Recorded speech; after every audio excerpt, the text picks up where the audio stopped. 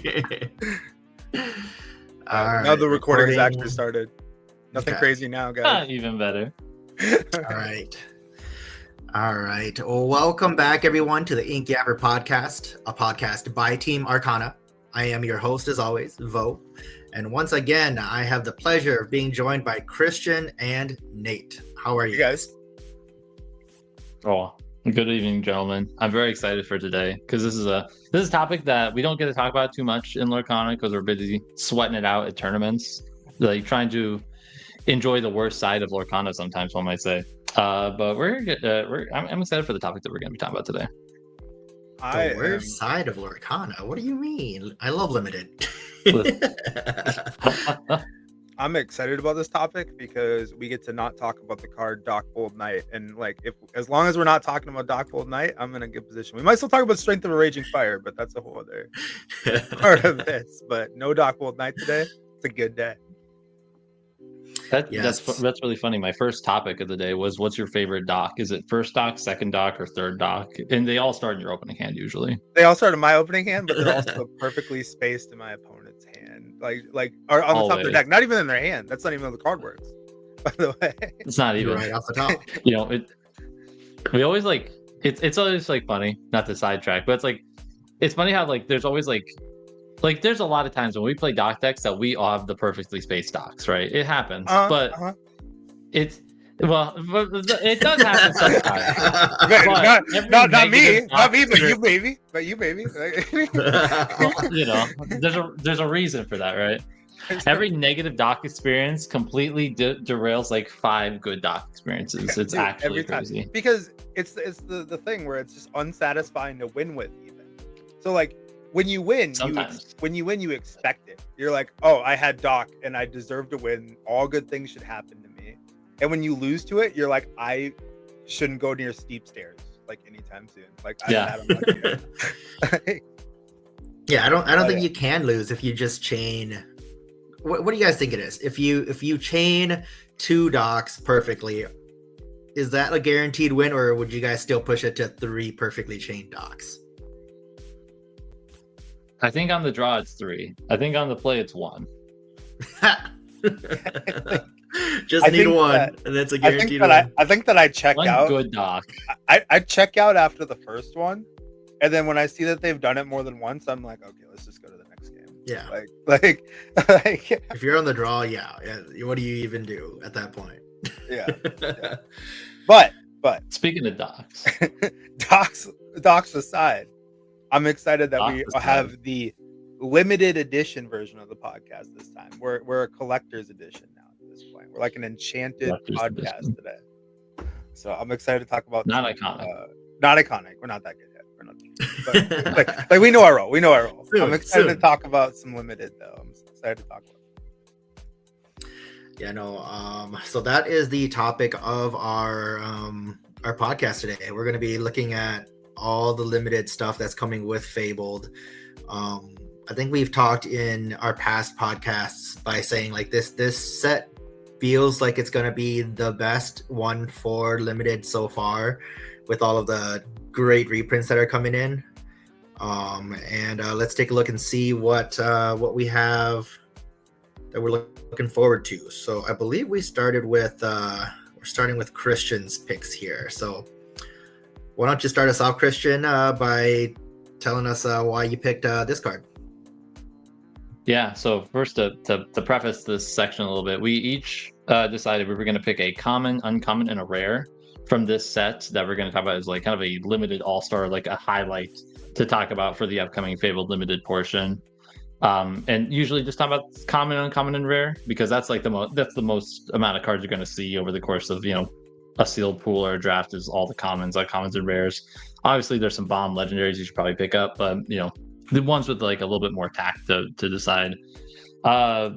One card that I thought for my uncommon that I picked was Medallion Weights. Medallion Weights was always felt like one of the best pack one pick ones. I felt like when playing in Ursula's Return, because in all these limited formats there's very little card draw, right? And because there's so much challenging that happens, not only having an item that both boosts your characters to make them trade up, So you can have like your 2 cost or your 3 cost trade up into a 5 cost, which is excellent card economy, which is everything in limited formats. You also get to draw a card, so it's such an incredible like turn of value if you get a medallion weights off, and it's like a good way to like find room to quest sometimes in limited, because there's a lot of standing still and a lot of standoffs happening because you don't want to be the first one to quest and give your opponent like favorable trades. Well, you can potentially like start questing someone, and then when they start to make their trades, you can trade up and gain a card back, and now you're up on card economy, right? And so this is one of my favorite cards, I think, in limited completely.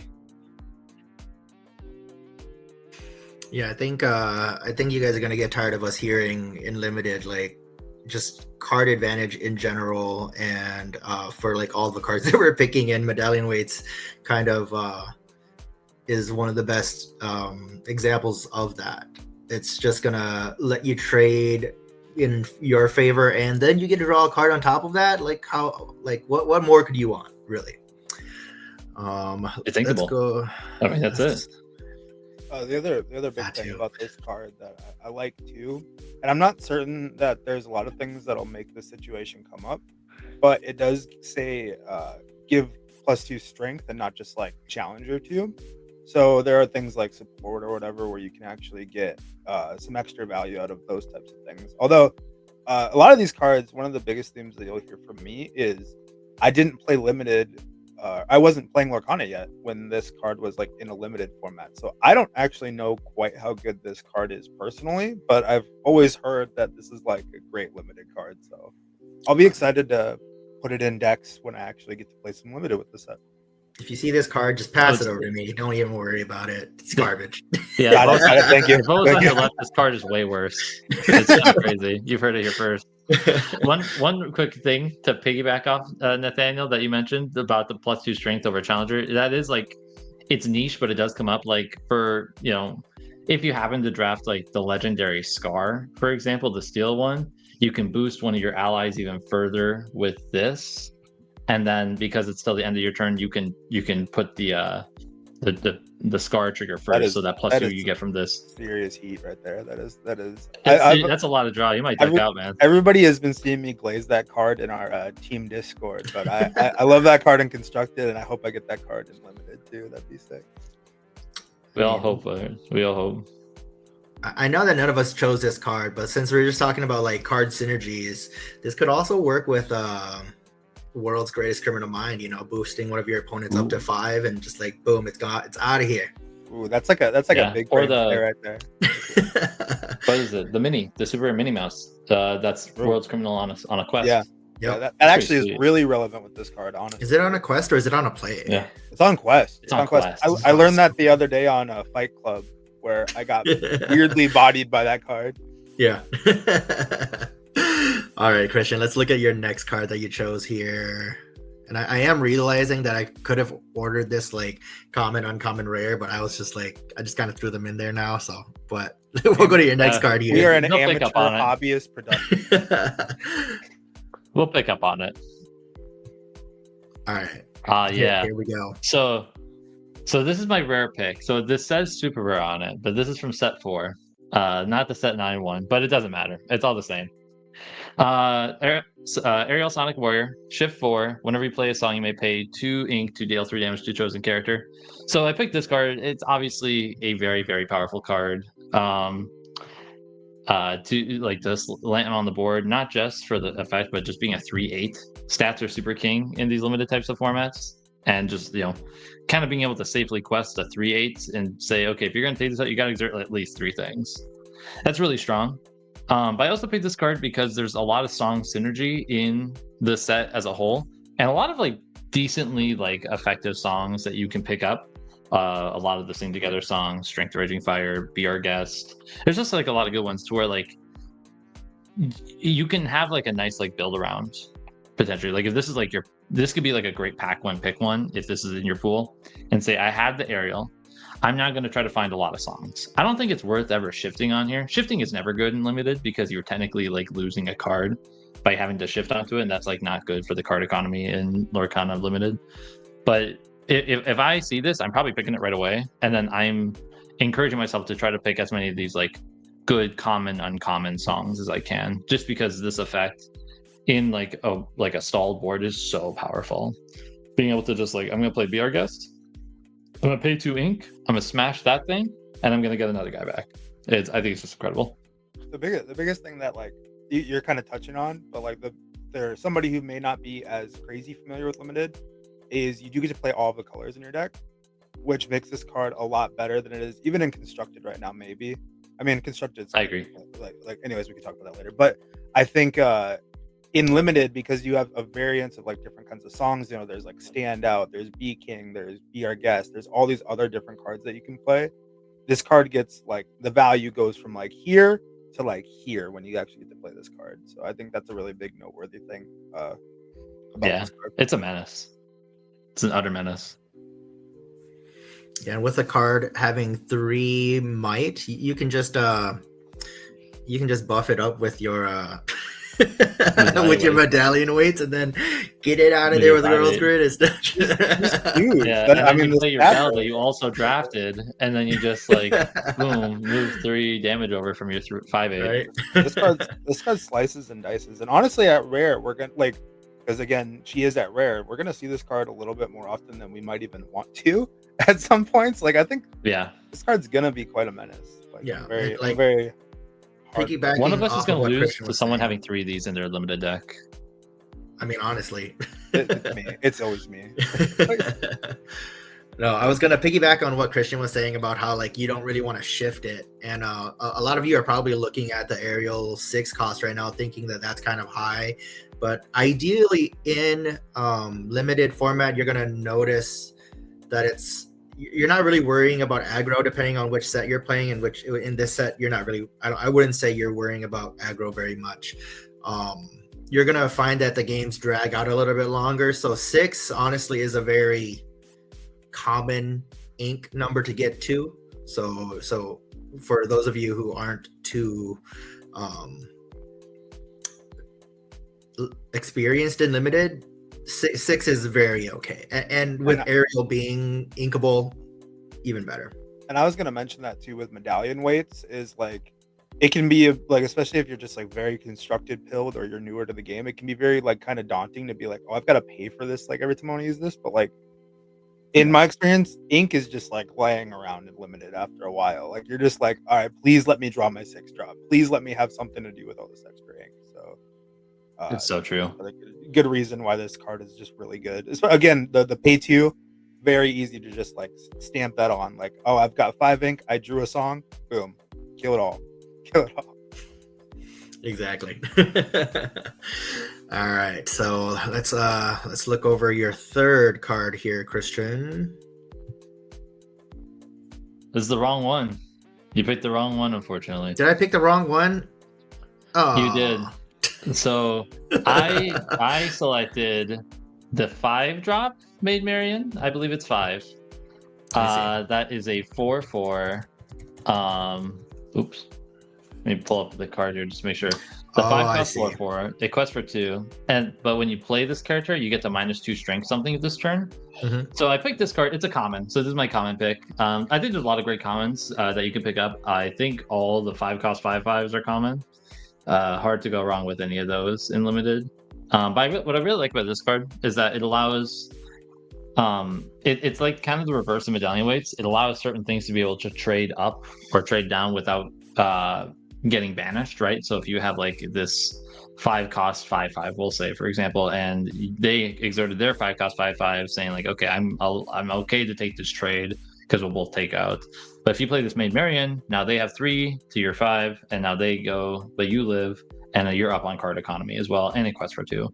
I think it's like not the worst body either. I think it's a really, really good card. On play abilities tend to be kind of a premium in limited formats, especially ones that interact with the board in such a way. So I really like this card. I think as a pick, yeah, this gal right here. Checking out the flowers. Just some wild flowers, actually. I've never even noticed. Look at that. Some RPG looking antidote flowers she's grabbing here, dude. Dude, for Demon Slayer fans, she's picking out the blue spider lilies. Oh my god, she is picking up blue spider lilies. My god, she's about to use highborn breathing or whatever. I mean, this card is a common bomb. Obviously, you don't want like a bajillion of them if you somehow open them all and people are giving them to you. But like, this card is a great at common, and I think that's the biggest thing to mention. Again, I like to always like talk about these things if we have like somebody newer listening. Is commons are what you're gonna mostly see in limited, right? Like these are like bread and butter cards. So like you have to pay attention to what's a bomb here because we all want to open Tinkerbell, but like, what are you gonna do with Maid Marian? You know, like what are you gonna do with Maid Marian? Yeah. No, this card is great though. Any card that lets you get that sort of 2-for-1 ability where you can get a good trade, have a nice body afterwards. There's not a crazy amount to say, but it's a meat and potatoes card, but it does a lot. Yeah, and this Maid Marian's also like a good showing of something else I want to bring up for limited format. In limited format, you're gonna find stats are king, and having a big 4/4 body quest for 2 that's already, I mean, like obviously there's some vanilla cards that have a little bit more, but because she has the extra text on there, they gotta weaken her just a little bit. This is still a great body to put down on 5. Yeah. All right. So now that I got the right one up on there, let's go back to there. And I believe I want to say we got Nate's cards coming up next, but I could be wrong. Let me see. I didn't pick this. Yes. No. That's the wrong card. It's just it's that Maid Marian every time the dueling. Okay. My comment that I picked was the Dolores Madrigal. She's 4-cost inkable, 3/3, quest for 2, and then if they have a character exerted, you get to draw a card. This one's a pretty easy pick because it quests for 2. It's got like not a horrible stat line with 3/3, and then it replaces itself is a big thing because odds are on turn 4 when you play this card, they're gonna have an exerted character. That's just the way the game tends to get played, whether it's by questing or challenging or whatever. And then just like biggest thing that we talked about, like medallion weights, is just card economy, right? So it's just another good solid card that replaces itself. And again, commons, meat and potatoes, just good Lorcana cards, right? That's the biggest thing with a card like this. If you can draft a couple of these in your deck, you're in a really good spot to just be able to sometimes double play a card's a turn, which is like kind of a rarity in limited to be able to just like, I'll play this and this. Like it makes your 2s that sometimes get early inked like way better if you like top deck a Dolores at like 6 ink, play it, and then grab like a 2 cost 3/2 or whatever. And you're just like, I'll play this too. It's like, oh, that's ridiculous. What's happening here? And she quests for 2. That's excellent. A really good pick here. Other big thing I wanted to add that does maybe, again, we talked about Scar before. She does happen to be an ally if you did get the legendary Scar, you know. I'm just saying that's another way to draw more cards and discard some cards. Like typing matters every now and then. Somebody's gonna do it. I'm gonna be very happy for them when they do it to me. No, I look at this card basically like if you're playing from the past, like a rabbit or a genie. So it comes down on 4. It's gonna draw you at least 1 card, like Genie does, quest for 2, and it just has a slightly different stat line is all. And it's inkable. That's also a really big thing. It's inkable. So, and it's not evasive, but we'll get to that later about the evasive stuff. But just being able to draw cards, so huge and limited, because not to like try to make a pun, but like draw power is just super limited in limited. So oh god, limited. Look at this guy. Get the next card.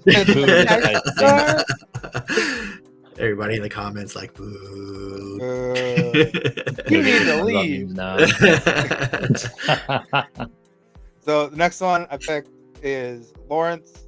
Everybody basically knows Lawrence from Constructed because this guy is a ridiculous stat line for the cost. 3 for a 4/4 that quest for 2. You get a couple quests out of this guy, you get a trade out of this guy, and you're very happy.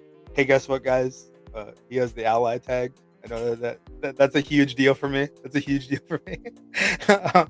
It's a draw 5 a Scar right there. The other big thing that I thought, again, he's a well-studied guy. What are you gonna say, right? I mean, he usually does take 2 characters to trade into him though to feel like good about their trades. So it's just kind of nice because that takes up like, unless they have a big character that they want to jam into him, which does not feel so good on your 3-cost character.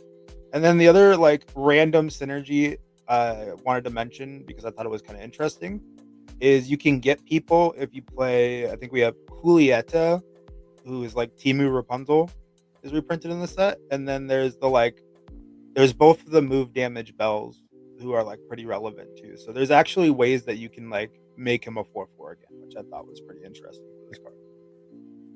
Yeah, and there's not a lot of ways to like just deal one in the set that like kind of negates Lawrence. There's like the 2-drop Unequal Robin Hood, which isn't like the best or the worst card for limited, but I think as a whole, like if someone's like strengthening it, it's probably already dead, right?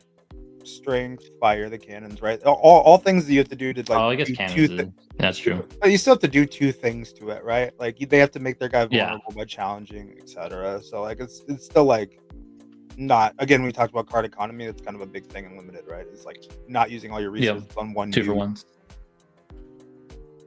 Yeah, exactly. Stats are king, and Lawrence is kind of the king of stats at a 3-drop Inkable. I can't even really think of another card that has his stat line at 3 cost that's Inkable. It's just he's a not monster. even in constructed. Yeah. No, he's definitely a monster. So if you see him, a jealous manservant. Yeah, if you see this card and you're kind of questioning through the other cards, this guy should never be a question. Pick him if your cards are looking kind of sus. But let's go to your third card here, Nate. Now I'm kind of forgetting what it is. That's there we go. That's a good pick. You must choose the enchanted version of this card too. If you just get like a normal one, just pass it my way. You don't need this card at all. This card, I did cheat a little bit because I saw like an internet tier list the other day, and I saw this card because I didn't even realize what this card did or whatever. And then I read it and I was like, oh my god, like because this card is a rare. So I know we got the enchanted version pulled up, but this card is a rare, so we're gonna see it a little bit more often. But she has evasive during your turn. She's a 3/7, and you can choose and discard cards to give her challenger 3 along with her questing. I mean, two. It's challenger 3. Yeah. No, I said she quested for 3 on accident. Oh gosh, gotcha. Mush mouth. But this card, the biggest thing that I noticed is you can do the discard more than once. It's not like you desperately want to, but if there is something in your way, you're playing against Christian and he jammed out that big aerial and he's like, nothing can stop me right now. Boom, Jasmine is bashing her. This card is like Vo's tagline has been this whole episode. Stats are king and Jasmine is the queen of stats, right? This card is just very huge. I'd pick it if you see it. Pretty simple. But she's not an ally though. What are you gonna do? I'm just kidding. Never mind. Dumps to the card. Throw it away. Full trash can. It works though because I have been drafting the Mulan that when I quest I can dig for a princess. And I actually just looked it up when you showed it the case this card. That's like another cool like build around. There's a lot of good like limited princesses that you can play. Like Maid Marian, the card we just talked about, is a princess. This card's a princess. So if you find that hokey rare Mulan, it might not be like the worst thing to be able to pick up and have some card economy off of that. Other big thing you can do with this too, that Aurora that discounts princesses. I don't know how desperately you want to play that in your limited deck, but if you're building around stuff, like play this girl on turn 4 and you're like, what are you gonna do? What are you gonna do? I could see that. Yeah, I mean, I've got a lot of bad card synergy ideas. Don't worry. Like I got so many. All right, so I think those were your 3 cards, Nate. So I did cheat a little bit with since I got that host privilege. So I have 4 cards coming for you guys. We're gonna piggyback off of this Jasmine just a little bit with this next card, and you guys should know what is coming up. It's iconic Mickey Mouse. So I put him up here not necessarily for the card, but for limited, especially during the early weeks. Don't feel bad. I mean, you really shouldn't feel bad at all. Like, draft for what you need for your constructed deck or for your collection. If you see this card and then you're looking at like Scar that we've been glazing up. What's You, wrong you with the card? just take this card over, and you're unfortunately, you know, probably not gonna beat the person that got the scar, but you got the enchanted or the iconic, or you know, the last card that you're gonna need to complete your actual constructed deck. I very much implore everybody to think about that as well while you're drafting, to pick up the cards that you need for your own personal uses. What do you guys think? 100%, 150% actually. Like I used to draft a lot in Magic, and the moment that I know a card is over like $10, like if it pays for the pack, I don't mind losing a draft. You know, like if it pays, this card, obviously we're going like the extreme with the iconic Mickey. Probably looking at what, like $300-400. Probably, no, right? much more than at that. least 1,000. Yeah, at least 1,000. We're looking at like a significant dent in Nathaniel's rent. Like if I open up my pack and there's $1,000 or like a Dolores, guess what? You're getting the Dolores if I'm passing you. I'm not like it's not that hard. So no, do not feel bad about that. Unless you're like, I need to win this draft, otherwise my family doesn't eat tomorrow or something. Then you probably should have picked the Mickey because you could afford to eat. But anyways, like you probably shouldn't get that draft for what it's worth. Not to be a financial podcast. If your family's having that much time trouble, you should. All right, easy there, Christian Ramsey. Settle down here. but no. Do not feel bad about rare drafting. I rare draft all the time. I do not care. I want shiny cardboard more than I care about winning. That's like me at the end of the day.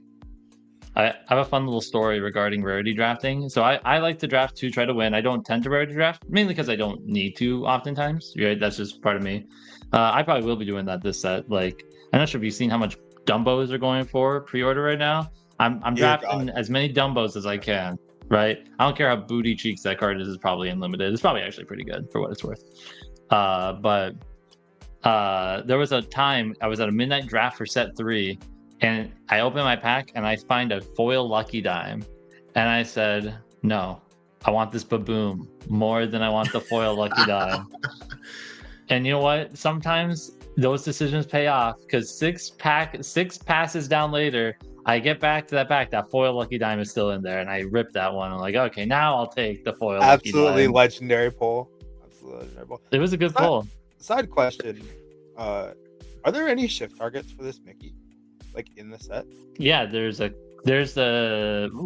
steel one for sure, like the 2-cost challenger one, or yeah, okay, there's a couple. There's the 2-cost steel one that gives challenger +2. Okay. Yeah, there's the amber one, the true friends, and of course there's the so when you draft your iconic Mickey, you also had drafted the enchanted steamboat pilot Mickey as well, so that you can shift that onto it in your limited deck. That'd be sick. Okay. Honest question, fellas. Again, since we're a limited podcast right now. Limited if edition. you have another Mickey and you open this up, are you playing it? Oh, no. Already, yeah, absolutely. I'm saving it up first. 150%, my guy. I'm shuffling it. Let's go. Oh, yeah. Just mashing them. I'm gonna do everything in my power to not get excited about opening it, just so I can like attempt to try to do it. I'm gonna try not to ink it as well. Like, just it's gonna be pretty easy. It's a 3-drop, so you can just kind of like boom, and he's evasive, so he's got almost everything that you need, but. So like super off track a little bit now. The next set they did, were we revealed, or like did I dream that they revealed another keyword where you can put cards underneath cards now? Okay. There is like some sort of it's called boost, right? Something called boost. Yeah. And I'm excited. Yeah. Like when you play a character, you can put the top card of your deck under a card. So like this card might see some play when boost becomes a thing in the next set. Yeah, we'll have to see more of it. I think it only applies to things that have the keyword boost. But if there's like an item that says like give this guy boost, right? I want the cursed like image that I'm gonna find on either like Twitter or Reddit or whatever.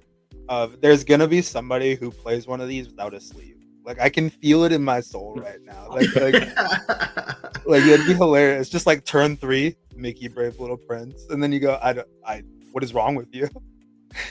Imagine pack rushing with this. Like I never look at my cards when I pack. No, me neither.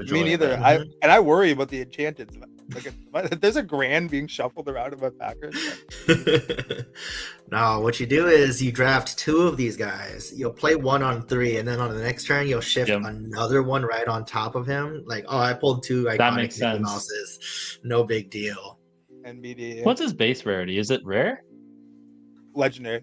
Because this guy's a legendary? Oh, yeah, dang. This guy's a legendary, dude. Bro, they literally said we can't reprint Brave Little Taylor again, but we can a little bit. I mean, like once boost becomes a thing, I could see this card really being like a menace. Like you're gonna probably need to be running cannons just to take care of it before it can get a card under. I've definitely theorized. I was really hoping that they were gonna reprint Detective Mickey, because this would be a really sweet combo of being able to play Detective Mickey ink and shift onto it right away. But they didn't do that, which is a bummer. I'm also sad Detective Mickey didn't make it. Pleakley is nice, but it's just not the same. Pleakley's not a mouse. Just not a mouse. He's not a mouse. Yeah. He's not a detective even, dude. Like, not even the right career. He is though. Guess what Pleakley is, guys? I bet you know. He's a scientific expert. He's an ally. He's an ally. Yep, that's I'm sold. I'm gonna have to like change my thing. I'm gonna have to change my thing. What's that? Oh, Christian's trying to get us back on track. No, one more time. I'm gonna be the Ruby Amethyst guy to be in the ally guy. But okay. Back to what we were ally of allies. Okay. Ally. No, there's a trend. Be prepared was sung by Scar. Now be prepared isn't a thing. You're going to the next best thing by playing Scar. He's got the vision. Vision of the future. That's right. Vision of the future. All right, so now like we'll get on to like my first legit card here. We got Tinkerbell, most helpful, and again I am cheating a little bit. I kind of chose Tinkerbell because she has a keyword evasive, and for anybody who's played any amount of limited, evasive is like probably the best keyword that you're going to have for limited. And with this Tinkerbell specifically, on your turn you can give your another character of yours evasive, or I guess because of how it's worded, you can technically give your opponent evasive too, which you can do some weird plays, like if they have a bodyguard, give that bodyguard evasive, and now you can't hit it, so you can hit other things. But tangent aside, you're gonna be able to, for example, give one of your non-evasive characters evasive, so you can swing into your opponent's evasives. Again, evasive is king. Any evasive card honestly could have fit here, but I just chose Tinkerbell. If you see the legendary Dumbo, like obviously, draft that for value, but it also has evasive, which is nutty, and yeah, anything that says evasive. Here's a weird question I kind of have, and because again, my limited experience in Lorcana is actually not that high. When it comes to something with evasive, what are the sort of like? Obviously, you wouldn't pay for a 2/3 that quests for 2 very often. What's other than if it didn't have evasive is what I meant. Like, what are your stat lines kind of looking like when like you're picking evasive characters? Like, what separates like a bad versus a good evasive character? Maybe for people kind of interested in that. I think it's hard to really. I think like if it just has evasive, like the stats can obviously still matter, but like you can circumvent like some of the stats that are really like a 4 cost 2/3 is a terrible stat line, but because it's on an evasive character, it makes it a lot better. It also like depends on the actual like the types of evasives that are in this pool of cards, right? Because there's some sets where there's like a lot more evasives. I will say like I think you probably don't really want I shouldn't say you don't want an evasive that has 1 strength, but like you probably want to limit those in your evasive deck, specifically because the Cruella Devel 2 cost and the Jafar Steel 2 costs that are 3/2s that have evasive during your turn that can smack evasives is really good into these types of cards, and so you don't want them to be able to like swing into like your 1/1 Pegasus and be able to live and do like the following, right? I think that's like something to at least consider. You know what I mean? I think those are great considerations actually. That I wasn't even thinking about, but they make a lot of sense. It's like kind of like the baseline for you need to pay attention to this if you're like really gung ho about your like 1/1 evasive or whatever. There's actually like a lot of like I'm just looking at this in Dreamborn. There's a lot of these evasives that are 2/3s specifically. But there's a couple that I would actually say are also kind of like stand out, but in a different way. Like TikTok, which is a 6 cost 4/7 evasive. So like he's actually like he's an evasive that's about on curve with that stat line. While most evasives, like the stats are below the curve for the stats of the cost of the card usually. So he's actually like a good example of like another premier limited card is the TikTok in this kind of vein of like evasives are good, right? I'm gonna remember that card is spoiled because Baker revealed that card and he didn't reveal Be Prepared, and that's when all of our hopes died. Is that what the shattering was I heard over here? Yeah, exactly. No, evasive is just one of those things. Like you should always keep it in mind. Like you're either building an evasive style deck, or you should have some answers to it. Because I've had games where you put one evasive on the board and it just quests the entire game through, and your opponent can never interact with it because they either drafted too little, they couldn't draw into it, or just whatever happens. Anything really can happen in limited because you're for the most part, you're never going to draw through your deck. You just may never see your answers. So you should have multiple answers is what I would recommend. So just seeing some evasives, you're going to want some in your deck. In a format where there's a lot of stalemates and you kind of can spend a lot of time staring at each other, if you have one evasive that quests for one every turn, you're winning that race by far. You're getting to the point where you can literally turn everything sideways and it doesn't matter if they trade, which is a common point in limited as well. So you're putting down that pressure where eventually you like I've been on both sides of it where you're just like I'm feeling way too much pressure. I gotta just exert here and hope that he doesn't get the best of trades going, and sometimes it works, sometimes it doesn't. The pressure that evasives put down is just it's just real crazy. Looks like Christian stepped away there he is. We were just about to go to the next card. I'm good. My computer was about to die. Oh, I got you. You had to plug it in. I got you. One sec.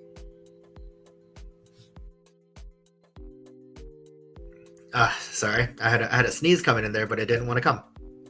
All right. Dude's about to pull the card of sneeze. We got. All right.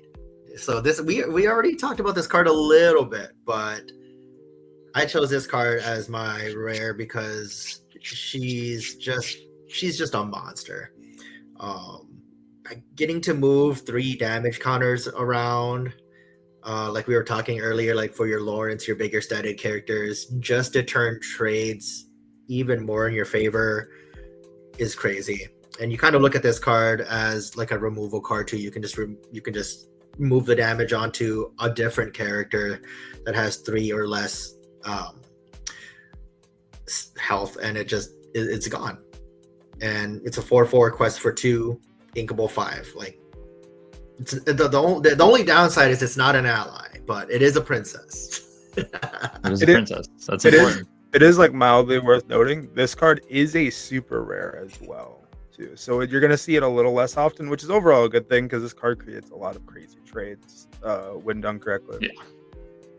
Insane tempo play. You could also say a lot of similar things for the common 3/3 bell that just is a move 1 damage. Sometimes that's like enough to just like take out to trade up on a card and leave like a good size body, a 3/3 for 3.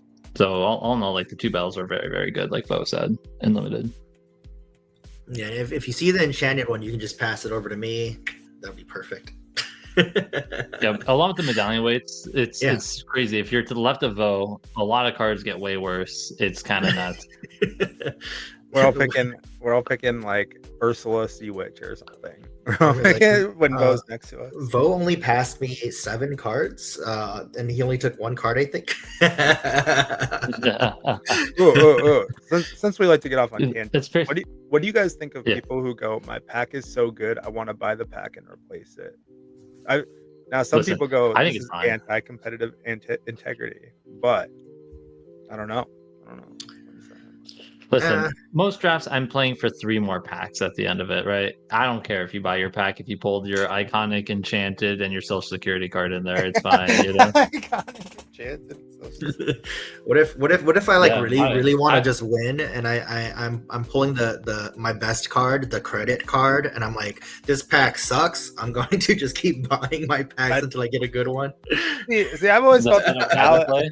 it's so weird because it's been like a divisive thing I've seen people. Like some people are like, yeah, duh, of course, go buy your pack. You got 2 cards that you need in there. And then some people are like, no, you keep that pack in the game. I want you hand me that legendary that was also in the same pack as the bell.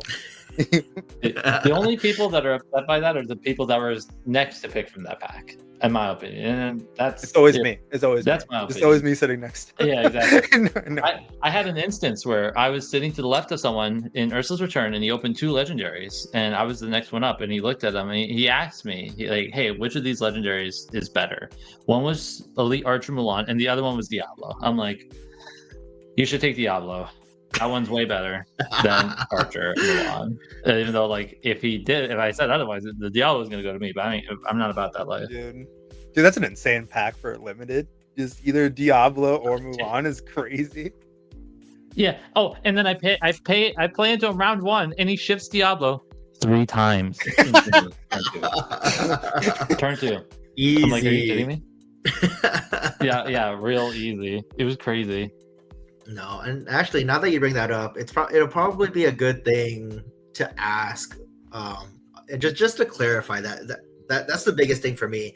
If the stores just clarify it ahead of time, like if you want to buy your pack, you can do it, then it's perfectly fine. Like I could care less either way, if it happens later but if stores just clarify that and we know ahead of time, then I don't think anybody really worries about it.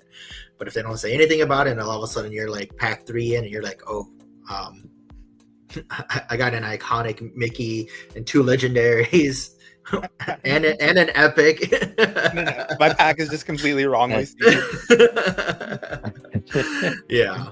Well, it seems like none of us are willing to ruin someone's day over competitive integrity for 3 packs. So go team on that one. Go team on that one. Go team. Enjoy limited. But if you're playing next to draft. me, let me look at your hand first, then I'll let you decide if you can or not. No, I'm kidding. Yeah, just pull that legendary Scar and pass over the iconic. That card's no good. Dude, if you don't give me Scar in the draft, it's rigged and it's wrong. All right? So, you have to give it back. So we should probably wrangle ourselves in a little bit and see what Bo's next card is. Yeah, let's take a look. We got. That'll be a good one. Is this my last card? I think this is my last card. Yep, it's our last card. Boom, the mob song. So we were talking about it earlier already. This is kind of the nice thing about going last. Like, kind of all the points have already been talked. We're just kind of reiterating it. There's a lot of board stalls, and this is one of those cards that can break the board stall. So a lot of times in limited, you'll be playing like a 1 character pass, a 2 character pass, 3 character pass. There's just nothing going on because nobody wants to give the opponent the chance to trade on their own terms. But once you have like a good board state set up, and then you exert all your characters, none of them are trading or anything that turn. You're just exerting a bunch of them to just deal 3 damage to 3 characters. If you could do that in a good sequence, then you should have already won at that point, because setting it up to where your opponent only has bad trades into you basically have won. And I'm cheating again a little bit. A lot of people go into limited in the past before looking at all of these sing together songs being so high cost and uninkable. But I think you can get away with fitting 1, maybe 2 of these in your deck. Like another one that I'm thinking of and Christian brought up earlier was Second Star to the Right. It's another sing together 10 or 9 or 10. You exert your characters, draw 5 cards. Even though you're exerting your characters out and exposing them, you just drew 5 cards that you can you just got hand advantage and tempo advantage at that point. Even if they want to come in, you have 5 cards. You're just going to win through attrition, and you're just going to outvalue with the 5 cards you drew for, over your opponent. So any of the Sing Together songs, just think about how it might work in your deck, and a lot of times I promise you it's going to work out. I wouldn't pick up all of the Sing Together songs, just like 1, maybe 2 tops. But I'm just saying, you can like god tier curve this, right? You can get your like your Lawrence, your Dolores, your Maid Marian, and then probably like some random 1 or 2 drop, and all of a sudden you've played all of the good cards, and then you sing Mob Song and just like blow up their board, and like what are you gonna do?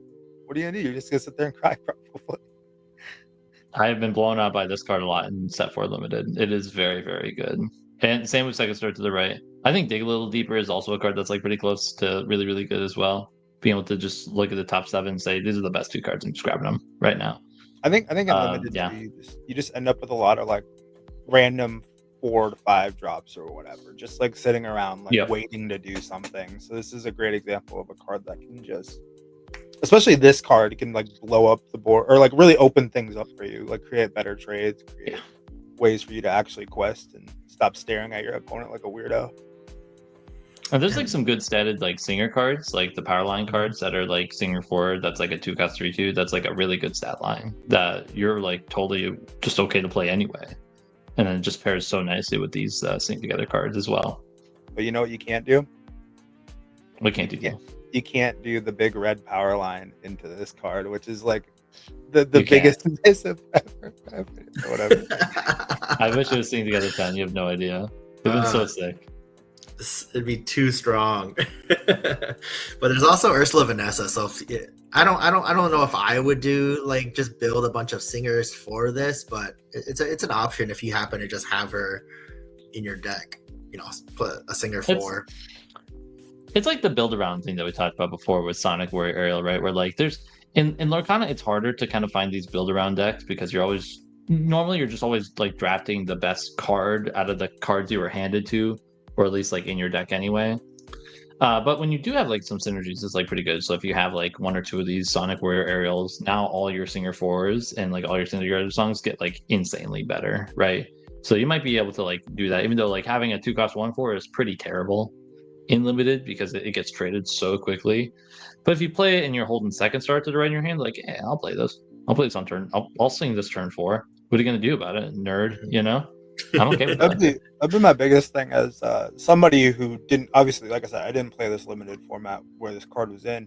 Do you guys feel like you kind of have to build around this a little bit, or this card really just happens? This like mob song? It just happens. It's so hard to explain. Vo can probably attest to this. It really is just like out of nowhere, you're in this weird like waiting for someone to flinch spot in limited, and then you literally top deck a nuke, and you're like, oh, okay, yeah, I'll push. You know, it gets like a little weird because like there's certain points in the game where like dealing 3, because you can't deal 3 to the like you can't deal like 3 2 times to one thing. It has to be 3 to 3 individual things.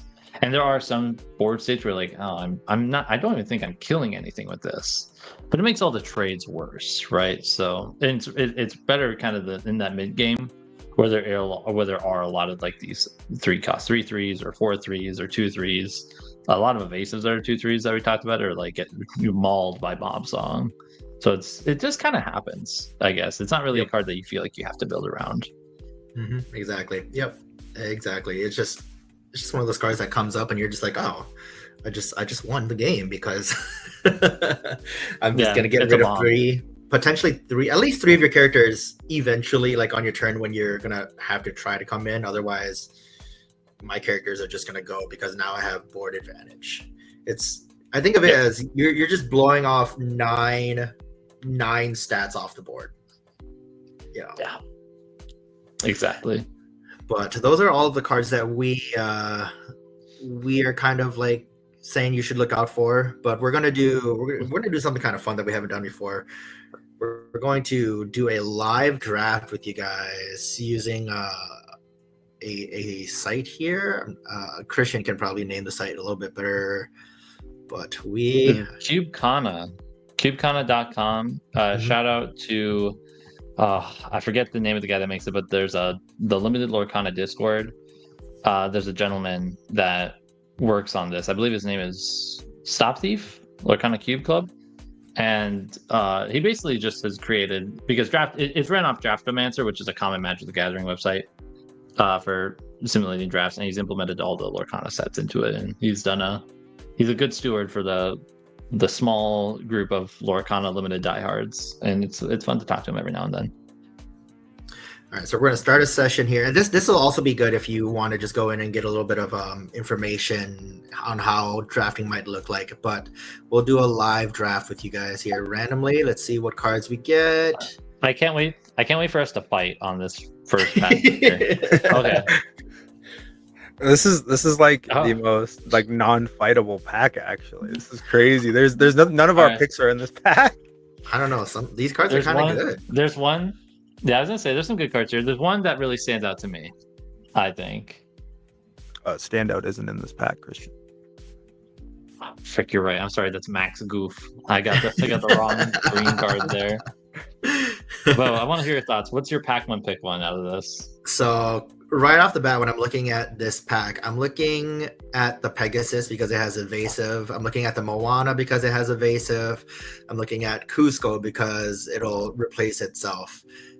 With this being the first pack, I am probably going to pick the Moana because it has a nice stat line and the evasive tag. The rares in here don't look too good specifically for limited. Max, you could probably pick later if you were already loaded up on songs and that's what you're building your deck around.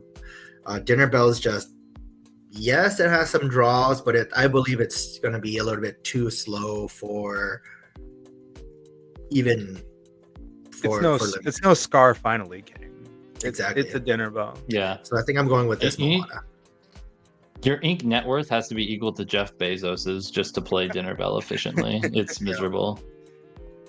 I think Moana is probably the most like reasonable statted card in this whole pack, but we did all this glazing of songs, and I really kind of like that Ariel, the steel cost Ariel, just because like you get a couple songs and like you're in a good position, or Max Goof, but I think both of those cards are probably late picks for most people, but I would still I like the idea of building around songs, especially if we're not like trying to win a pile of money here, like I'm kind of into the Ariel as like a build around card. I like that. I think I'd agree with you, Bo, a bit on the Moana. Like you want those evasive answers in your deck if you're not going to be running evasives, and this hits like a good niche of like it hits all of the stupid 2/3s and lives, which is great. It's got good stats for the cost. It's all in all really good. But I also really like Pirate's Life here, actually. I'm not sure if you pick this pack one as Pirate's Life for what it's worth, but I think there's like a lot of nice times to like have a Pirate's Life go off, and now you just jump like a 4 lore difference in that weird race, and now because of that you might be able to just turn sideways even if all your stuff is traded and just play stuff off the top and quest out. And like Nathaniel said, it fits the song archetype as well. Those would be my 2 picks, but I think I'd go with Moana here. That was kind of my thought, just so I can advocate for my pick, because now I'm defending it. I liked the Ariel or the Max Goof because we're going to look for other general songs, and I kind of felt like this Pirate's Life could wheel possibly. Like, I feel like it doesn't seem to me like the first card people are going to be like, oh my god, I need to jam that in my deck. But again, I didn't play.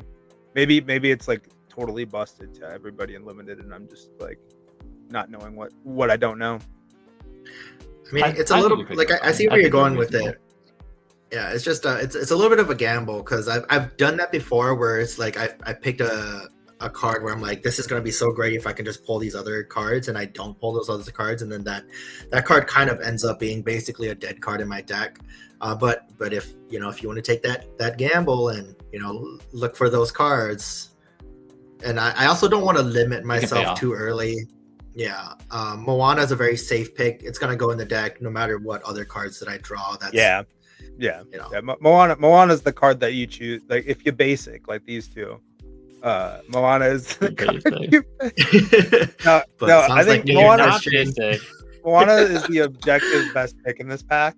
I just, like I said, I'm gonna immediately like dive into songs, miss getting all the good songs, and die in 3 rounds. But that's okay.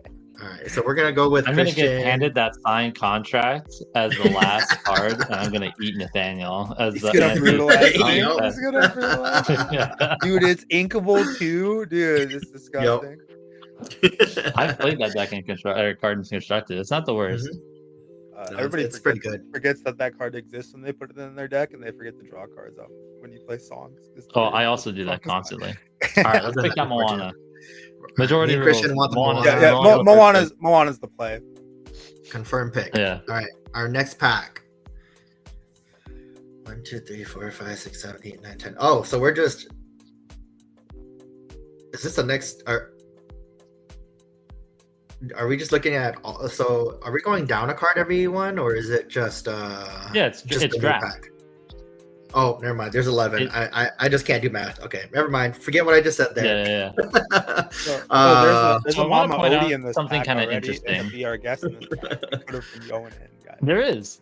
So there's something really interesting to bring up about this set specifically. And we're talking about curve, right? Like your Yep. curve is really important in limited. We probably should have talked about this 55 minutes ago, actually, in the episode Mhm. when we talked about limited, but that's okay.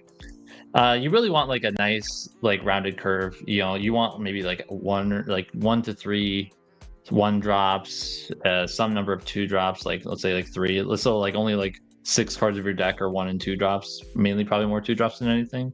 Then like 10 to 12 3 drops, 8 to 9 4 drops, some good 5 and 6 drop bombs, a couple of that. We're kind of looking at that, and when you look at like the curve of 2 drops in this set, there's not a lot of 2/3s actually. There's very few like 2-cost 2/3s in this set. There's specifically only 2. One is Stitch Alien Dancer, and one is my homegirl Roxanne that I was dogged on the first episode for having Eddie wanting to play her in Constructed. Who dogged on this? So card? that I is don't like remember. something. But in the song deck, it's like not too bad. But in all seriousness, this card is like probably pretty okay to play or to draft. At some point, if you're like looking at this whole pack, there's a lot of air in this pack. Mhm. Locations are mainly traps in limited. You really need stuff to impact the board every turn. So like playing How a do we- location that can just get taken out is like really tough. How do we feel on Tinkerbell? I like card filtering, but I could also see it just being kind of mid. I'm not sure. I want to hear what you're gonna pick first, Nate.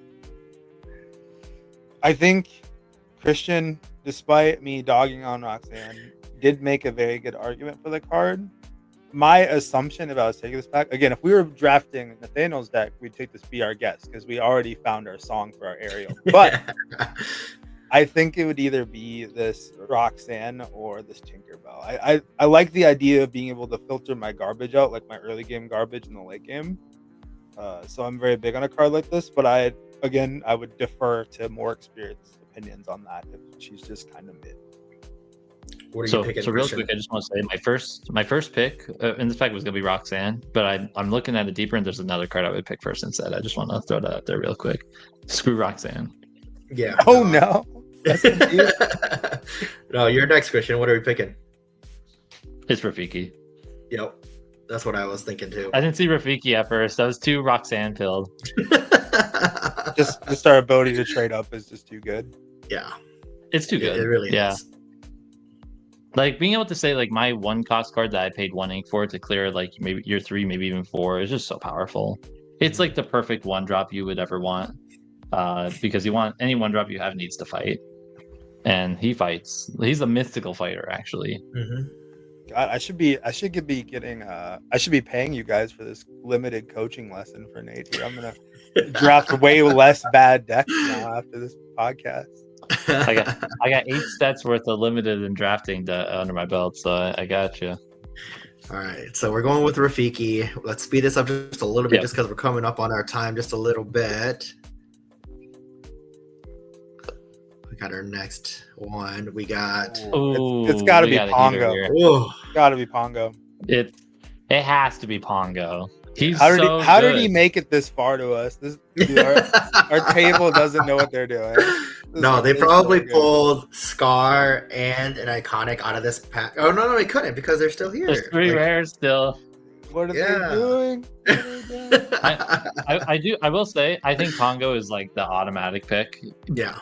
There's so much leftover ink being spent, not being spent. I will say, that, Nathaniel's song meme aside, there does appear to be like a lot of random songs, and I think that is worth noting if you are trying to build around like that sort of archetype. I'm just like I mean, just even here we got B King, the heal what has been hurt, and the standout. Like that's just a lot of songs to like kind of know because again, if you're playing with real players, this Pongo's gone. This guy is not here. Yeah, Pongo and probably B I also King think Sven. I think Sven would also be gone. I think he's like a great second pick. A huge like 6 drop he is. Is he 6? Yeah, he's a 6 drop. Yeah, drop 5/7. Big 5/7. Yeah, dude, he's not chopped liver. One thing to note: this draft program is just a tiny bit broken. B King is actually an uncommon now, not a rare. So you're gonna see more B Kings anyway. The other card that I was looking at too that can sometimes be nice is Megara. Just buffs up your character for a good trade. But no, in this pack we're picking Pongo. So let's get him on to the next pack. If Pongo wasn't here, we'd probably pick either Sven. Yeah. Well, I know what we're picking now. Yeah. There we go. Holy smokes! What the hell is Cusco doing here? Wait. Who are we drafting with? I'm just kidding. Dude. If you guys aren't picking Sergeant Tibbs, you guys are wrong. No. They have a draft with some toddlers or something. They don't have to read. I have this weird affinity when I draft. I really love having multiple copies of a card just for like vanity's sake, not even because it's like necessarily good. So I'm like leaning towards the second Rafiki just by virtue's sake. But the Cruella is really good. 3/2 kills evasive, more evasive hate. It's really good. It's good on curve as well. How do you guys feel about this Tinkerbell? We drafted basically all bodies already. She comes in and like really, you look at top 4 and you pick a character. I like to be our guest on a body, but the body is not substantial enough. I kind of feel like, especially for uninkable, it's so such a. It just feels like you're giving up a lot to player. I feel like, but maybe not. I guess it depends on she could be a pick later card if you got like some good cards to boost her up or something. But yeah, I think are we low on this Cusco too? By the way, I'm assuming so. I'm super low on that Cusco. I am low on Cusco. Listen. Yeah, I like the cool cards. All right. I think I'm going with Cruella or Rafiki. Yeah, I would too. Like Cusco, ironically, like if you can build like a weird aggressive slanted deck, Cusco is probably one of your best picks you can. But like we're building very mid range right now. That's all limited decks end up being. We're working them. Just because we don't have another evasive answer yet, let's go with the Cruella. Yep, I think it's a good call, and we don't have another 2, so it helps our curve. Dude, if we pick that Tinkerbell, we could have found the Megara. Next turn, made her a 3/4. I'm just kidding. Okay, but if we picked my Ariel, we would have had 2 BR guests and this PJP, dude. It would have all come together. If we had that medallion weights, we would have gotten the world's greatest criminal mind, and we would have done the thing. Dude, so many people are gonna come back and be like, "Dude, you guys trapped me, and never happened. I never once medallion weights criminal." I will say this. It's like perfect. 2/3 of this podcast are a lot better at limited than 1/3 of it. But 1/3 of it will get you a really cool song deck. All right, I'm just saying. That's right. I think they brought up like the build around song deck. I don't know, man. I think it's like real. You just have to like find the bomb first, right? Or like, like BR guess. I think it's a great pick. I think it's totally fine and very reasonable to just like say I'm gonna put a BR guess in my deck. How do you guys feel about Julieta? It's an inkable, draws you a card and heals 2 damage.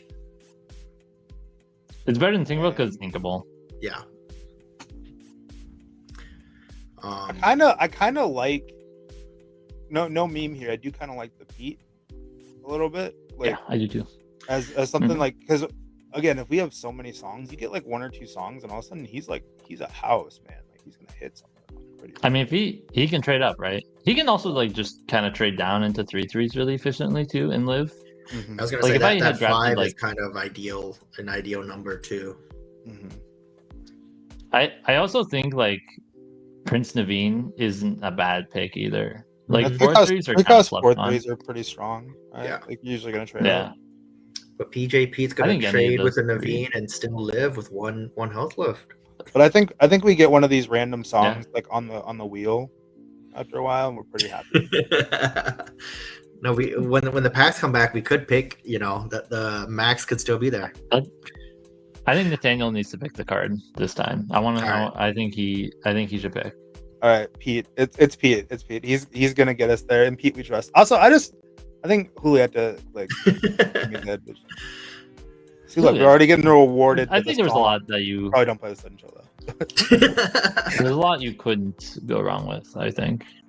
Here we go. Now we're starting to get some doo doo. Dude. I think Cusco. Yeah, I think Cusco also. Cusco just cycles himself. He's like the obvious pick. I mean, you could say you want to play Winnie the Pooh having a think, and that's cute. But... Yeah, and I want everybody that's watching to know, like, one drop Inkables are traps most of the time. So don't Sergeant Tubes. Yeah.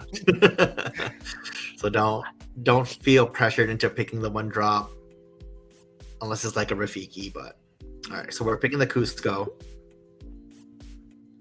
There's a Mickey Mouse that we were talking about earlier. There's another Mickey Mouse. Dude, if we pull the iconic and we pull one of these guys, we're cooking. Big shifting.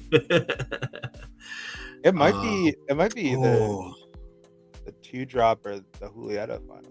Both of these are kind of good. I've liked LeFou in the past to just ready up a character. LeFou also an uncommon right? in this set, by the way. Mm-hmm. And then Mickey Mouse giving Challenger 2 as well. This is kind of a tougher one. Mickey Mouse had a 3/3 for 2. That's a good stat line, but I like Mickey Mouse in our current deck because we have Cusco and Rafiki.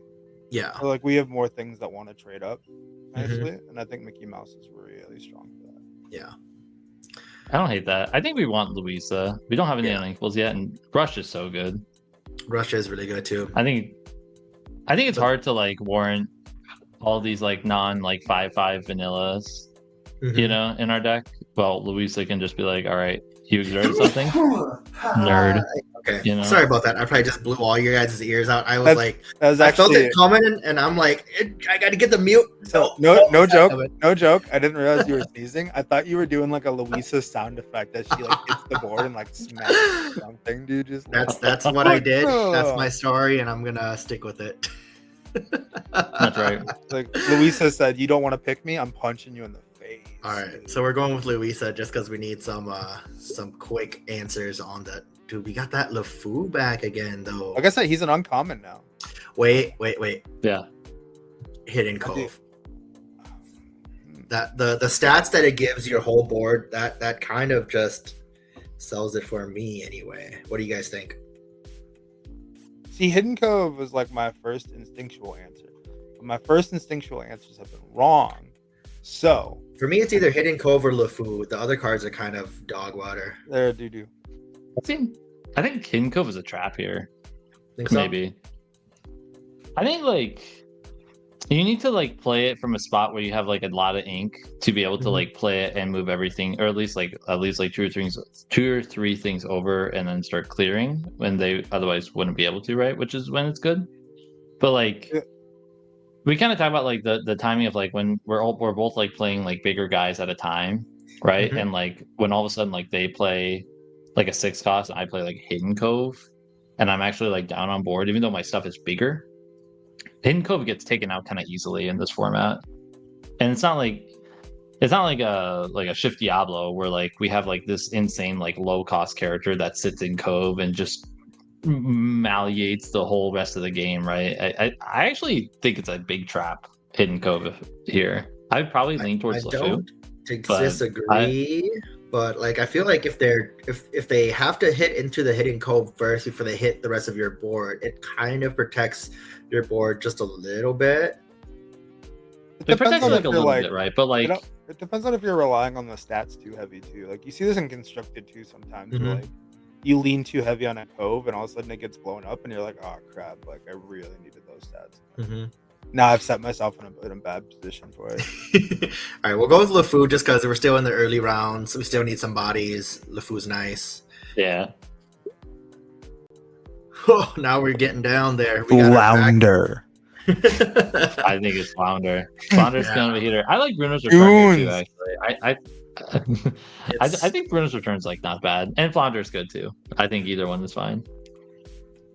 I think this is the part of the pack that we plan on not playing. I mean, that's very possible too. Once you get back there, but we'll do the Flounder just for the inkability. Sometimes that's how I'm. Inkability and memes, baby. Inkability and memes. Probably poor, right? Yeah, this is another one of those inkability things, and it's probably not going to be. It's probably one of the 8 cards that I'm not choosing. B King coming back. I don't hate it.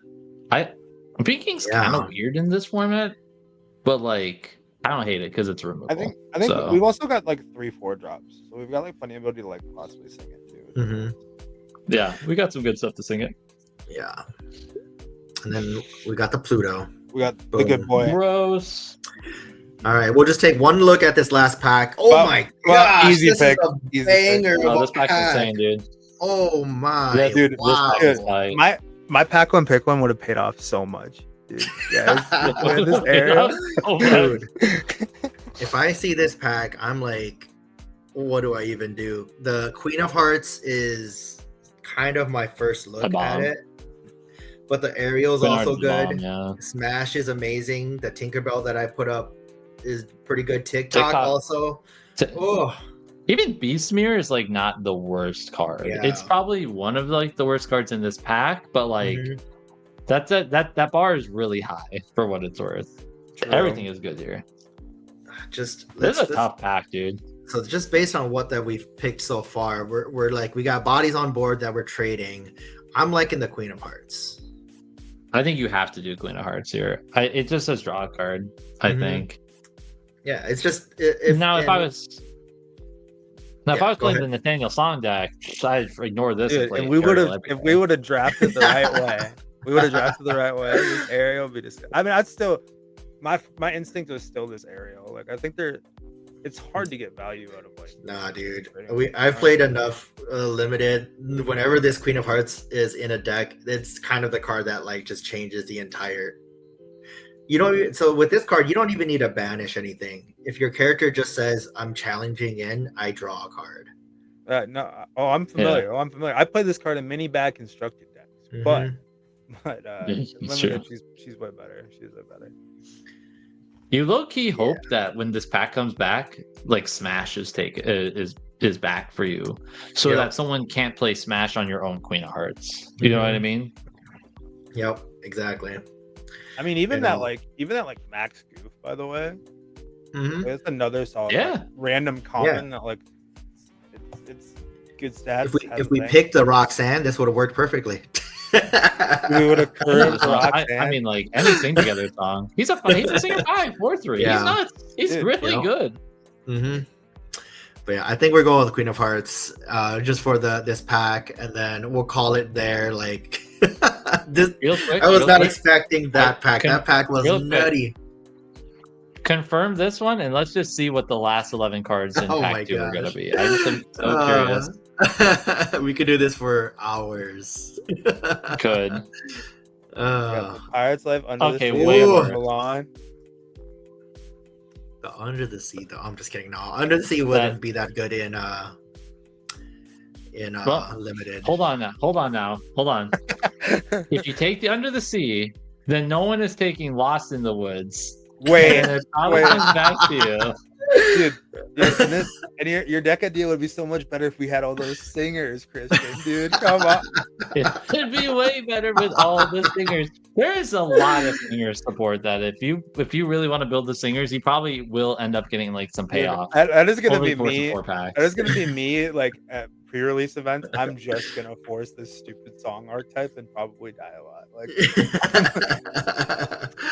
I love it. No. I think I'm going with probably Prince Eric here, but I don't know. Yeah, I kind of. They're all kind of good. We don't have any incidental princesses right now from Mulan, do we? No. Not really. No. Oh, is it princess or queen? It only is princesses. Only princesses. Bummer. paid I was attention gonna to say we that can for, try to only search our Moana. Queen of Hearts. I'm gonna let out some secret sauce here. When you guys were talking about blue yellow, I was like, I don't know, man. That card is questionable. That card is like It's not loosey bad. goosey. But We should wrap up.